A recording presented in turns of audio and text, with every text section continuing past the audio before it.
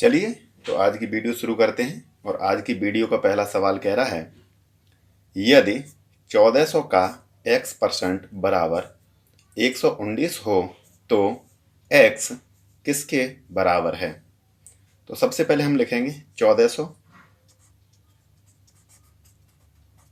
का मतलब होता है गुणा x%, यहाँ लिख लेंगे x% के लिए 100 बराबर 119, यहाँ 119 लिख लेंगे।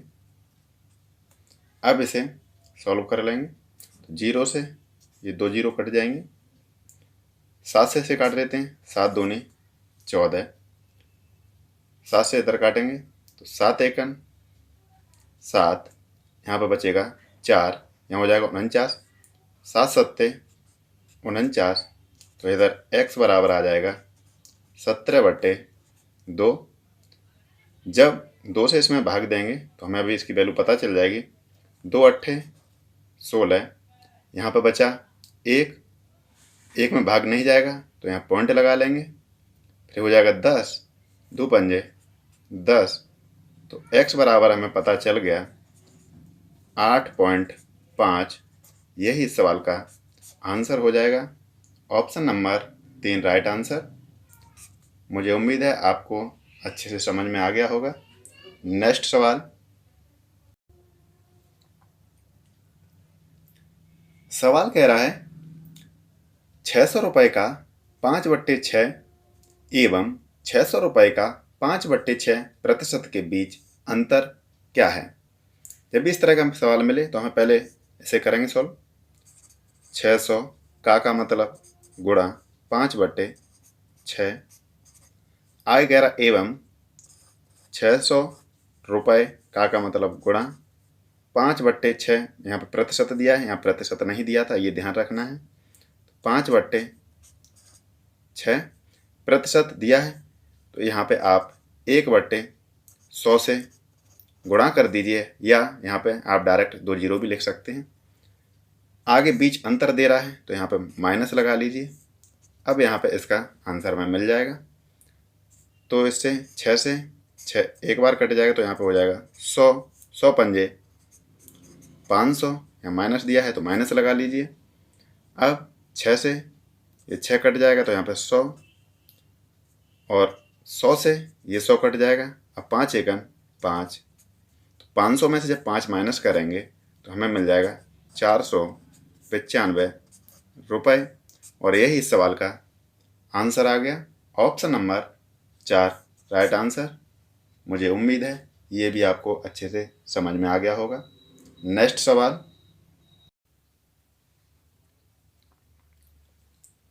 सवाल कह रहा है 300 का 25% का 20% क्या है। जब भी इस तरह का सवाल मिले हमें करना बिल्कुल आसान तरीके से इसे समझना है। और पहले हमें दिया है 300 रुपये है, तो 300 का मतलब होता है गुणा 25%, तो 25 को 25/100 लिखेंगे। का मतलब फिर गुणा लगाएंगे, 20% तो 20/100 लिखेंगे। अब इसे सॉल्व कर लेंगे और जो भी आएगा सॉल्व करने के बाद वही इस सवाल का राइट आंसर हो जाएगा। तो 2 0 से 2 0 कट जाएंगे, 20 से काट लेते हैं, 20 एकन 20, 20 पंजे 100, 5 से 25 को काट लेते हैं तो 5 पंजे 25, 3 और 5 का आपस में गुणा कर देंगे तो 3 पंजे 15, 15 एकन 15। इस सवाल का जो राइट आंसर रहा 15, जिस ऑप्शन में दिया है वही राइट आंसर हो जाएगा। तो option number 4 right answer. Next सवाल,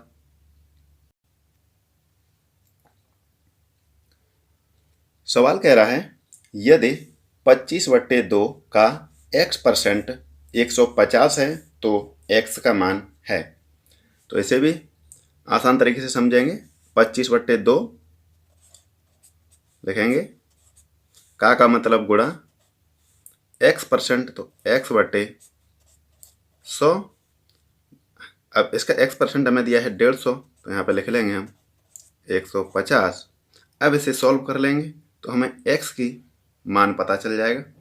तो इसे करते हैं, 25 एकन 25, 25 चौक 100, 4 दूनी 8, तो x बराबर 150, ये 4 दूनी 8 इधर आ जाएगा, तो x बराबर हमें पता चल जाएगा 15 अट्ठे 120, 10। तो इस सवाल का जो राइट आंसर रहा 1200, जिस ऑप्शन में दिया है वही राइट आंसर हो जाएगा। Option number 2 right answer. मुझे उम्मीद है ये भी आपको अच्छे से समझ में आया होगा। नेक्स्ट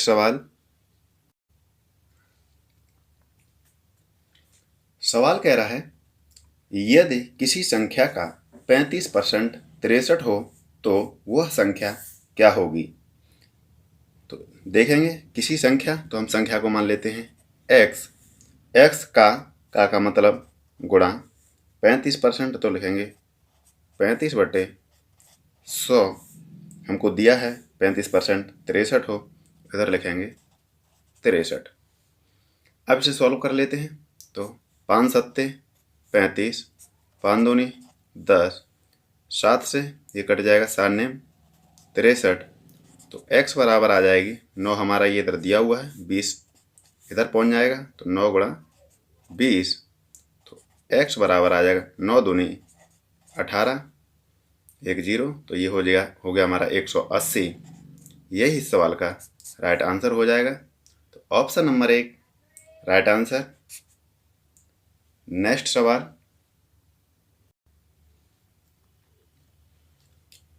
सवाल कह रहा है एक दिन का कितना प्रतिशत 4 घंटे व 30 मिनट होता है।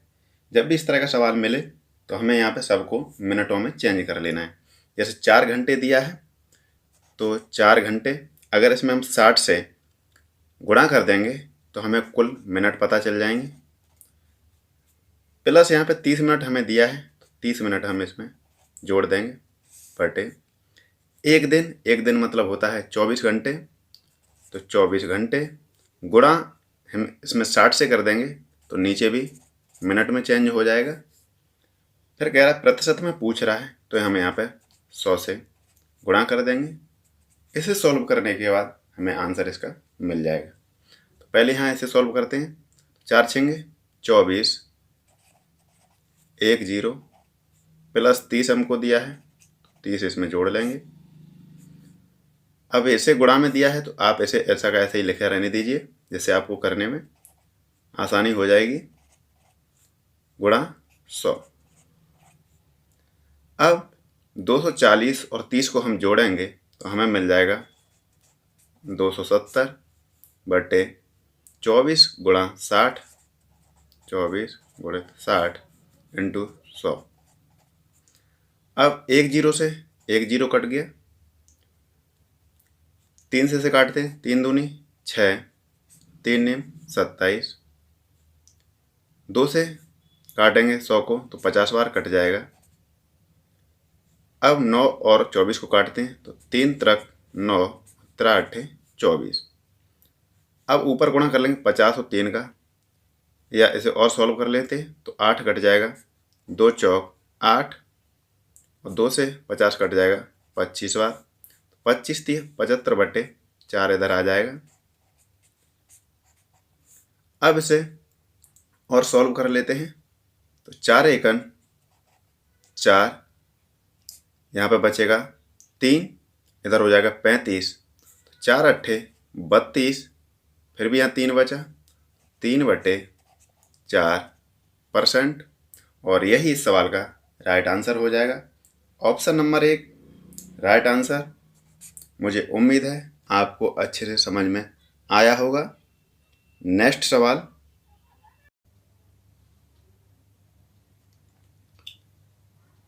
कह रहा है यदि किसी संख्या का 20% 120 हो तो उसी संख्या का 12% क्या होगा। तो जब भी इस तरह का सवाल मिले, पहले तो हम इसे समझते हैं कि संख्या कितनी है। तो हम पहले किसी संख्या, तो हम मान लेते हैं यहाँ पे हमें x संख्या है, का मतलब गुणा 20%, तो 20/100, और दिया है हमें 20% बराबर 120, तो इधर 120 लिख लेते हैं। अब इसे सॉल्व कर लेते हैं। 20 एकम 20, 20 पंजे 100, तो x बराबर हमें आ जाएगा जी 5 इधर पहुंच जाएगा 12 120 की तरह, तो 120 गुणित 5, तो x बराबर 12 पंजे 60। तो हमें ये संख्या पता चल गई वो संख्या कितनी थी, तो हमारी संख्या थी 600। आगे पूछ रहा है तो उसी संख्या का 12% क्या होगा, तो हमारे पास संख्या आ गई जब 600, तो 600 का 12% हम निकालेंगे बटे 100।